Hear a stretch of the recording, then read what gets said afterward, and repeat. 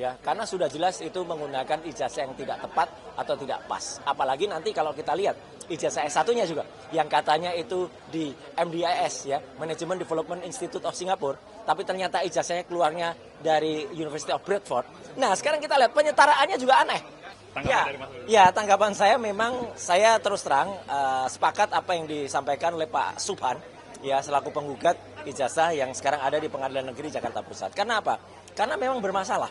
Ya, terus terang saja. Jadi SMA-nya kan dia bilang dulu itu sempat ada beberapa organisasi mengatakan SMA-nya di Santo Yosef Solo. Tapi kan kemarin kepala sekolah Santo Yosef Bruder Darmawan itu sudah mengatakan bahwa dia tidak pernah sekolah di situ. Lah ini kan jadi pertanyaan. Terus di mana sekolahnya? Terus katanya dia sekolahnya ada di Orchard Park Secondary School, OPS yang Singapura. Tapi itu hanya 2 tahun dan tidak ada muncul sekalipun ijazahnya. Dan dia katanya sempat kemudian masuk ke UTS, University Technology of Sydney yang ada di Australia. Dan itu dalam CV atau dalam riwayat pendidikan yang dia masukkan ke KPU di UTS itu 3 tahun. Padahal ternyata hanya 6 bulan. Dan anehnya Dirjen Dikdasmen ya Direktorat Jenderal Pendidikan Dasar Menengah itu malah mengeluarkan penyetaraan yang untuk UTS. Tapi ini aneh.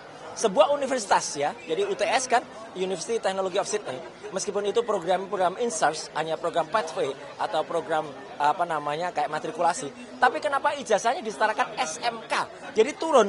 Coba mau nggak kalau kita, misalnya kita sekolah di universitas ya, cuma dikasih ijazah penyetaraan, setaranya SMK lah, makanya ini kan aneh. Jadi itu memang pantas dipertanyakan dan ya saya berharap ya, kalau mungkin akan baik, nih saya langsung to the point saja.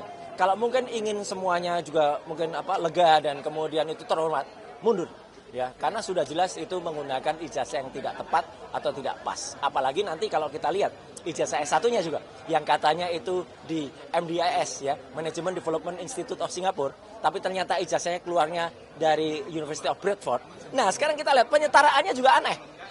Penyetaraannya itu disebut Bradford. Tapi Bradford itu kita tahu semua itu di UK, di United Kingdom, di Inggris. Tapi penyetaraannya itu Singapura. Lah ini kan aneh. Ini acak adut, campur nggak jelas. Jadi makanya kalau menurut saya itu perlu tertibkan dan sekali lagi akan lebih baik kalau yang bersangkutan mundur. Ya. Oke, ya. Terima kasih. Yuk, sama-sama.